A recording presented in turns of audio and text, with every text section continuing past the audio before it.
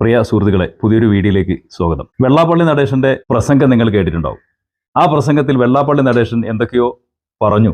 ആ പറഞ്ഞ കാര്യങ്ങൾ വസ്തുതയ്ക്ക് നിരക്കാത്തതാണെന്നും വെള്ളാപ്പള്ളി നടേശന്റെ പ്രായാധിക്യം കൊണ്ട് പിച്ചും പേയും പറയുന്നതാണെന്നും വെള്ളാപ്പള്ളി നടേശൻ സമയത്ത് ഗുളിക കഴിക്കാത്തതുകൊണ്ട് എന്തൊക്കെയോ പറഞ്ഞു പോകുന്നതാണ് എന്നും പറഞ്ഞു വരത്താൻ ചില ആളുകൾ ശ്രമിക്കാറുണ്ട്.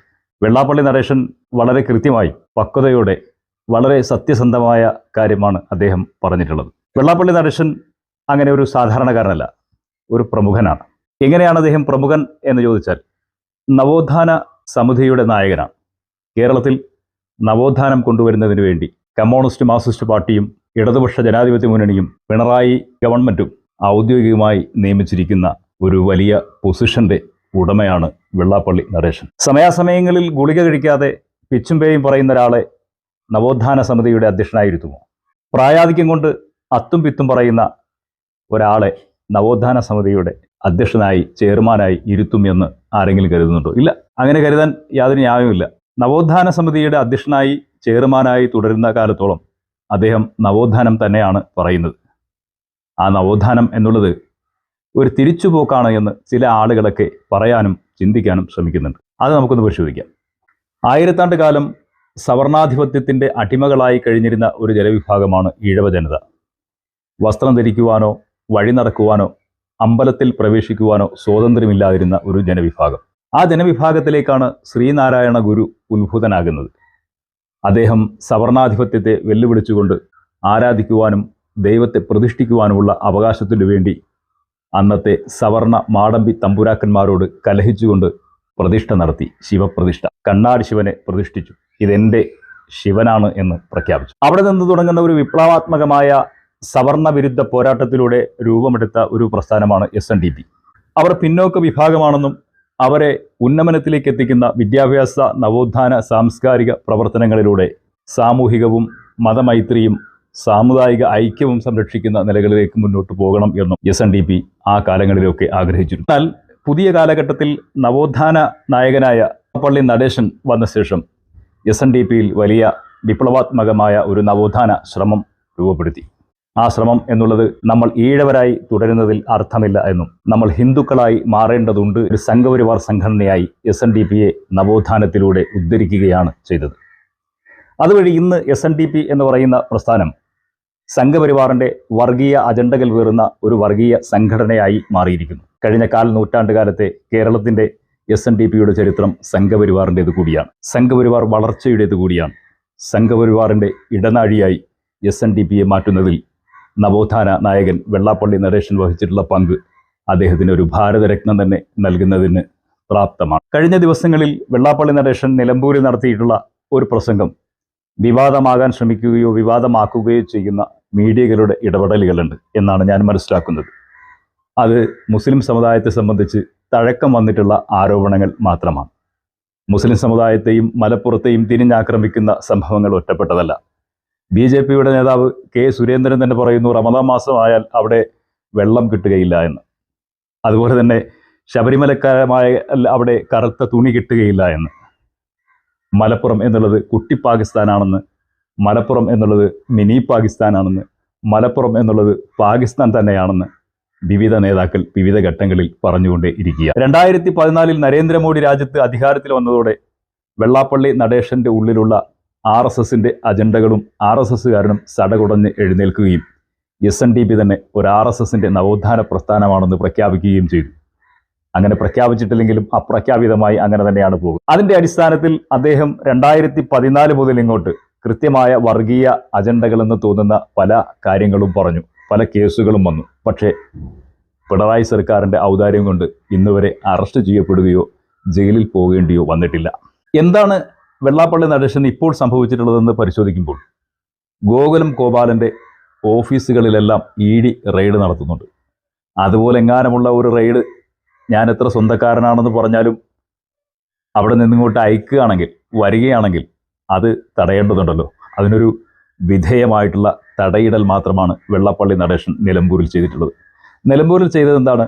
അവിടെ ഞങ്ങൾക്ക് ഈഴവ സമുദായത്തിൻ്റെ കോളേജുകളില്ല, ഈഴവ സമുദായത്തിൻ്റെ ശ്മശാനമില്ല, ഈഴവരായ ആളുകൾക്ക് ശ്വാസം വിടാൻ കഴിയുന്നില്ല, ഈ മലപ്പുറം എന്നുള്ളത് ഏതോ ഒരു രാജ്യമാണ് എന്നൊക്കെയാണ് അദ്ദേഹം പറയാൻ ശ്രമിച്ചത്. അതിനെത്ര വസ്തുതയുണ്ട് എന്നത് നമുക്കറിയില്ല. മലപ്പുറം ജില്ലയിൽ SNDPക്ക് സ്കൂളുകളോ കോളേജുകളോ വിദ്യാഭ്യാസ സ്ഥാപനങ്ങളോ മെഡിക്കൽ കോളേജുകളോ അനുവദിച്ചു നൽകേണ്ടത് സർക്കാരുകളാണ്. അത് ഏത് സർക്കാരുകളായാലും ഗവൺമെൻറ്റിൻ്റെ ഭാഗമാണ്. ഗവൺമെൻറ്റിൽ അപേക്ഷ നൽകിയ ശേഷം ആ അപേക്ഷയെ മുസ്ലിം ജനവിഭാഗത്തിലെ ആരെങ്കിലും മലപ്പുറം ജില്ലയിലെ ഏതെങ്കിലും മുസ്ലിം വിഭാഗക്കാരായ ആളുകൾ എതിർക്കുകയും കൊടുക്കുകയും ചെയ്യരുത് എന്ന് പറഞ്ഞതിൻ്റെ പേരിലാണ് അദ്ദേഹത്തിന് കോളേജുകളോ സ്കൂളുകളോ ശ്മശാനങ്ങളോ ലഭിക്കാത്തതെങ്കിൽ അത് പരിശോധിക്കേണ്ട വിഷയമാണ്. അങ്ങനെയാണെങ്കിൽ ആ വിഷയങ്ങൾക്ക് പരിഹാരം കാണേണ്ടതുണ്ട്.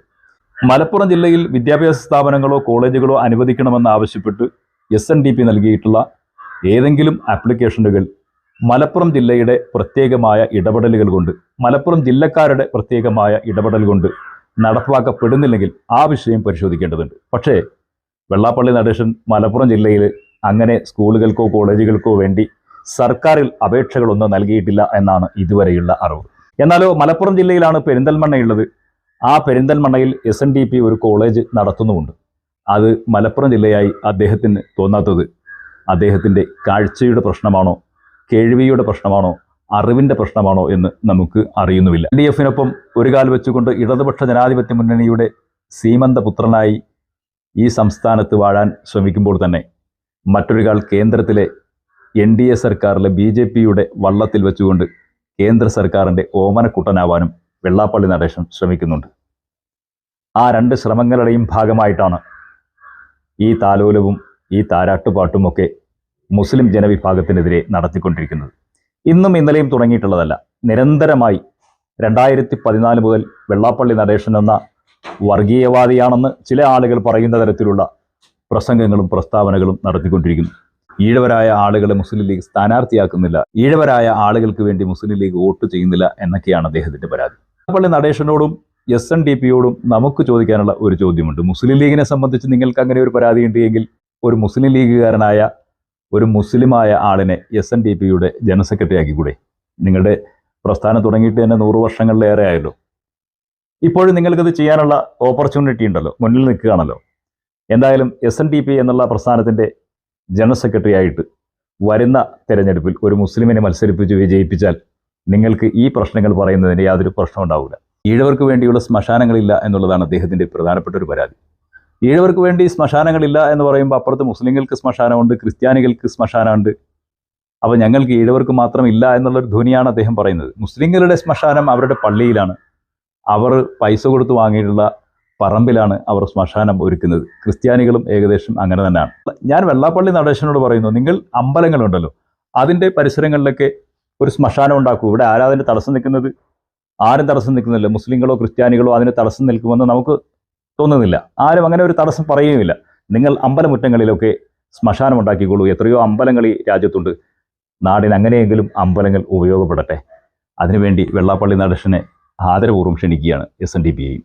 SNDP എന്നുള്ളത് ശ്രീനാരായണ ഗുരു ഉയർത്തിപ്പിടിച്ചിട്ടുള്ള ആശയങ്ങളുടെ വെളിച്ചത്തിൽ ശ്രീനാരായണ ഗുരു തന്നെ രൂപകൽപ്പന ചെയ്തിട്ടുള്ള ഒന്നാണ് എന്നാണ് നമ്മൾ മനസ്സിലാക്കിയത്.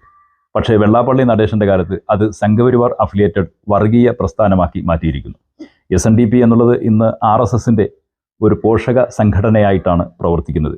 അതുകൊണ്ട് തന്നെ വെള്ളാപ്പള്ളി നടേശൻ എപ്പോഴും സംഘപരിവാറിൻ്റെ ശൈലിയിലാണ് സംസാരിക്കുന്നത്. സംഘപരിവാറിൻ്റെ വാദങ്ങളും സംഘപരിവാറിൻ്റെ വെറുപ്പും വിദ്വേഷവും ഈ സമൂഹത്തിൽ പ്രചരിപ്പിക്കുന്നതിന് വേണ്ടി SNDPയും SNDP നേതാക്കളും വല്ലാതെ ഇണഞ്ഞു ശ്രമിക്കുന്നുണ്ട്. SNDP രൂപീകരിച്ച രാഷ്ട്രീയ പ്രസ്ഥാനം തന്നെ NDAയിലെ ഘടകകക്ഷിയായി തന്നെ പ്രവർത്തിക്കുന്നു. എന്ന് പറഞ്ഞാൽ SNDPക്കാരാണല്ലോ ആ പാർട്ടിയിലുമുള്ളത്. അതുകൊണ്ട് തന്നെ SNDPക്കാരെ മുഴുവനായി സംഘപരിവാറാക്കി മാറ്റി ആ സംഘപരിവാറിൻ്റെ ചില താല്പര്യങ്ങൾക്കൊപ്പം നിന്നുകൊണ്ടുള്ള വർഗീയ പ്രചരണങ്ങളാണ് കേരളത്തിൽ നടത്തുന്നത്.